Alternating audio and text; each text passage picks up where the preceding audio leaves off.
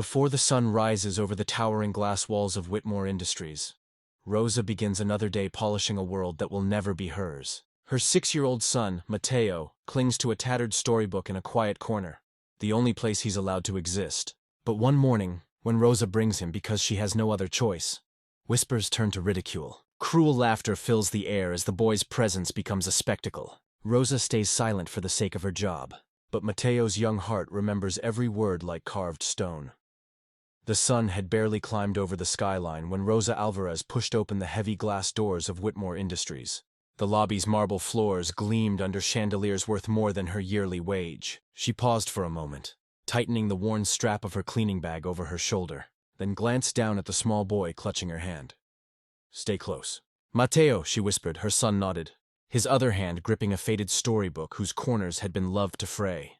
At 6 years old, he was too small for the towering world that loomed around them.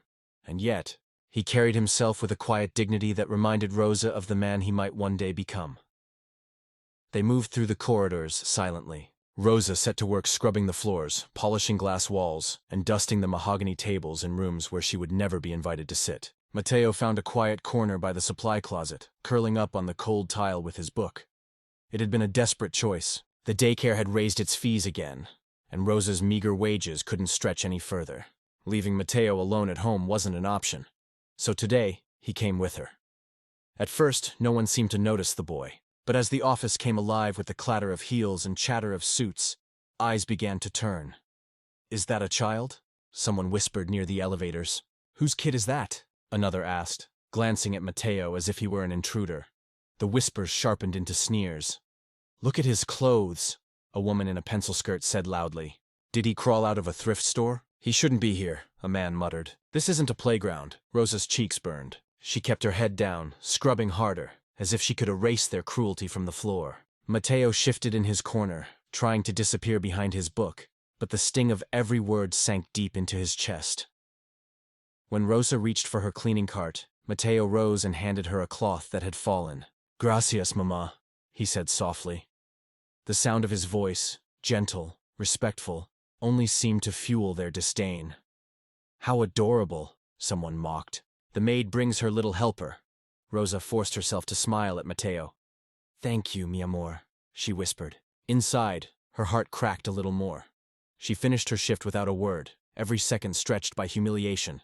Yet as they left the building, Rosa didn't see Mateo's small hand curl into a fist. He didn't cry. He didn't speak. But deep within his young heart, something shifted. Something that would never forget. And tomorrow, the world that laughed at him would laugh again, louder.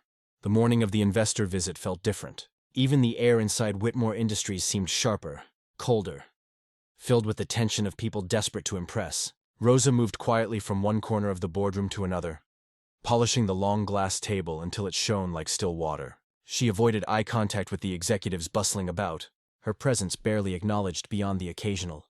Careful not to leave streaks, Mateo sat cross-legged by the door, his little storybook in hand, trying to stay invisible. Rosa had reminded him over and over on the bus ride there. "Be still, mi amor. Mommy needs this job."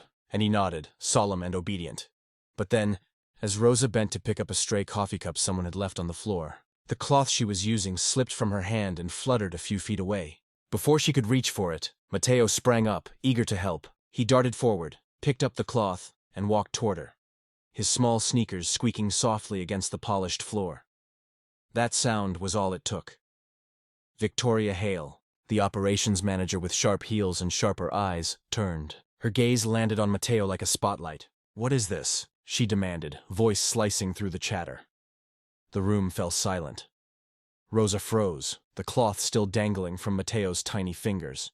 "I'm sorry, Ms. Hale," she stammered, stepping forward. "He was just unacceptable," Victoria snapped. "We have investors arriving any minute, and you bring a child into my boardroom?" "He's my son," Rosa whispered, her cheeks already flushing. "Oh, how lovely," Victoria sneered, loud enough for everyone to hear. "The maid brings her little stray to work." Laughter rippled across the room, low at first, then bolder. A man in a tailored suit snickered behind his tablet. Another woman muttered, "How unprofessional." Mateo clutched the cloth tighter, his lower lip trembling as confusion clouded his eyes.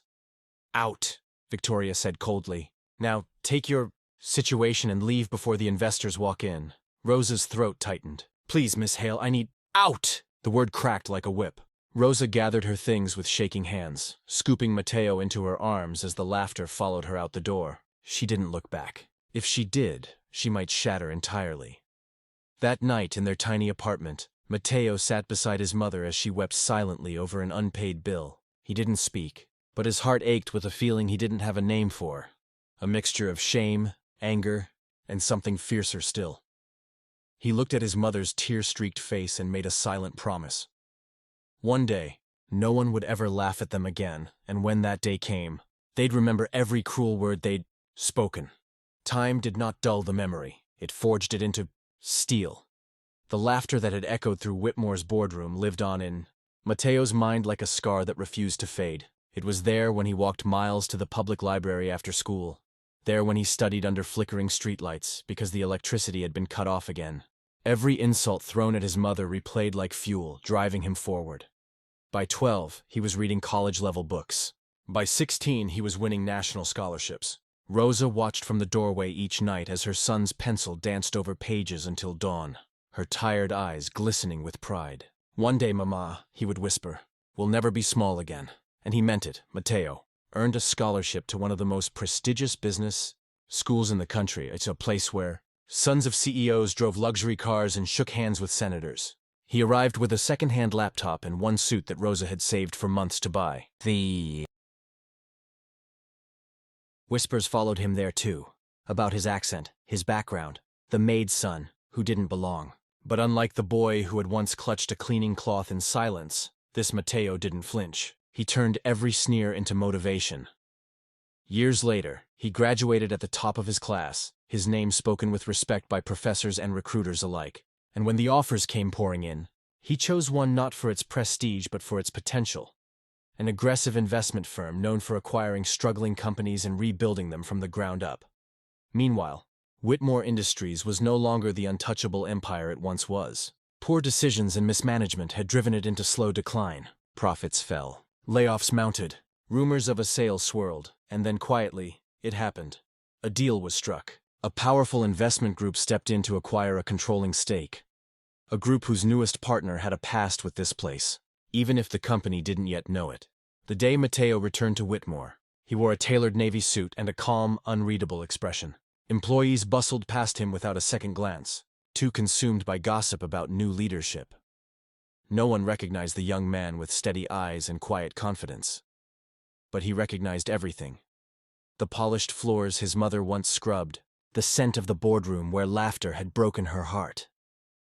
Mateo paused outside that very room, fingertips brushing the cold brass handle. This is where it began, he thought, and this is where it will change. The door swung open, and for the first time since that day, the boy they had mocked walked back in. The building hadn't changed much. The same marble floors stretched beneath the same golden lights, polished to a mirror sheen by people whose names no one bothered to learn. But the air felt heavier that morning, charged with whispers and speculation. They say the new owner's coming today. Some billionaire from overseas? No idea. But whoever it is, they're taking over everything. Victoria Hale smoothed her tailored blazer for the 5th time, hiding the nervous tremor in her hands. Years had passed since that boardroom humiliation, but her career had barely survived the company's decline. Now, a stranger held the future of Whitmore Industries, and hers, in his hands. The boardroom filled with executives, each one trying too hard to look composed. The double doors at the end of the hall loomed like a portal to their fates. And then they opened.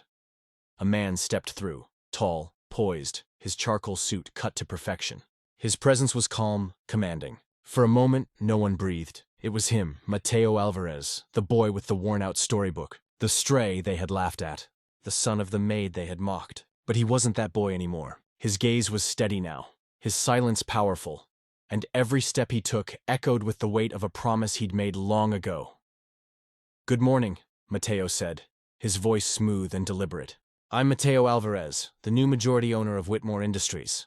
The room erupted in a stunned silence. Chairs creaked. A pen clattered to the floor. Victoria's lips parted, but no words came. Her face was drained of color. "Mateo, she stammered, stepping forward. "I had no idea. If I had known," Mateo raised a hand gently. "If you had known, You might have treated us differently, he said. But that's the point, isn't it? Dignity should never depend on who someone might become. No one dared to speak. The weight of their past cruelty hung heavy in the room. He turned toward the doorway, and every eye followed. Rosa stepped in slowly, her hands trembling, dressed not in a faded cleaning uniform, but in a soft blue dress Mateo had chosen for her. She looked unsure of herself, until her son offered his hand. Everyone, Mateo said, his voice warm but firm. This is Rosa Alvarez. The woman who taught me that dignity is not given, it's lived. Rosa sat beside him at the head of the table. The same woman they had once ordered to scrub floors now sat at the place of honor, next to the man who owned it all. Victoria's knees felt weak. I'm so sorry, she whispered. Mateo looked at her, not with hatred, but with a calm resolve. I didn't come back for revenge, he said. I came back to build something better. A company where no one's worth is measured by the clothes they wear or the hands that raised them. And in that moment, silence said more than any applause ever could. Because justice doesn't always shout. Sometimes it simply walks back through the same doors it was thrown out of, taller, stronger, and unbreakable.